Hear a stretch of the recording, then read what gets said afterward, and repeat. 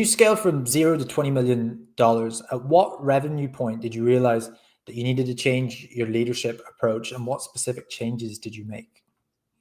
Yeah. So I think it was about 3 years, maybe 3.5 years into my business, where, we were growing, at let's just call it just a regular growth pace. We were about maybe like just under $4 million in top line revenue. The margins were really high at that time just because I was kind of doing everything. It was more of like a lifestyle business than it really was an asset agency. And at the end of the year in the United States, there's a guy by the name of Uncle Sam that comes knocking at people's door, and he has his hand out and he wants money. And so that's the government. And so I had to write a large check, that year. And that was after working like tirelessly, like day and night, and disrupting vacations to take sales calls. And I figured, this is just crazy. Like I work so hard, and at the end of the year, I'm just paying back, almost half of the profit that I made to the government. I'd rather defer that profit and bring smart people into place to kind of help offset some of the things that I do. And so I got introduced to my COO by a mutual friend. I ended up bringing him in that year. He then recruited our CFO, who he'd worked with for about 10 or 12 years at a previous company. And so that was kind of the genesis of me bringing in some senior leadership.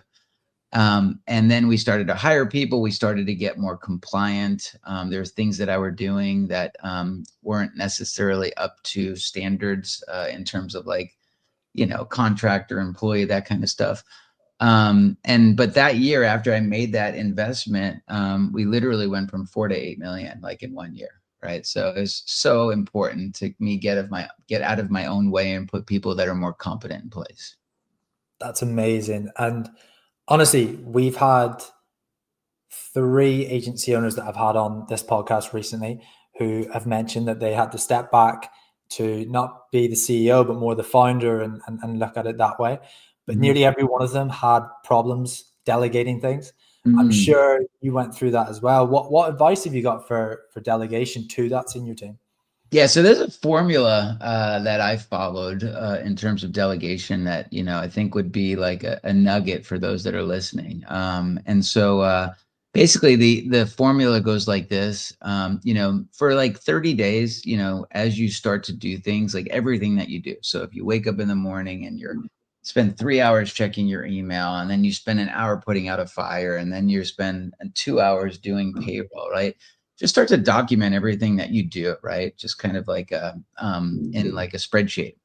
And then next to that, you're going to have 4 different columns. And so you'll basically put whether you are, I think it's E as in excellent, U as in unique, I as in competent, and C as in competent, right? So there's 4 things, right? And so if I'm doing accounting, like that's something that I'm incompetent, so that's going to be an I, right?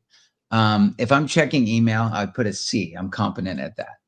If I put out a fire, a client fire, I could say I'm excellent at that.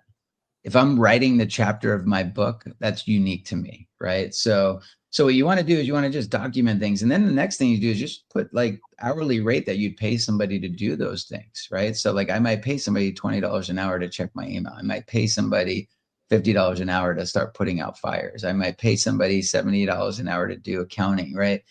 I might pay myself $2,000 an hour to write my book, right? And so I think you'll quickly realize after a 30-day exercise that you are probably a $25 an hour employee, right? And then from there, now you have a list of everything that you need to start delegating to other people, right? And so that was the formula that I used. And then I hired an executive assistant that took over like half of that list. And then it freed up more of my time to do things that are within my zone of genius, I guess. If you've gotten value from this clip and you'd like to watch another like it, click here. It's one of them.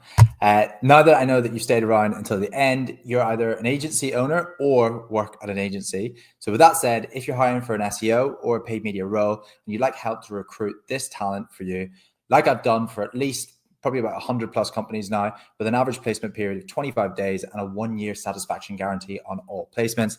Then there's 2 links in the description below. So if you need help with hiring, either click the link and book a strategy call with me or my team.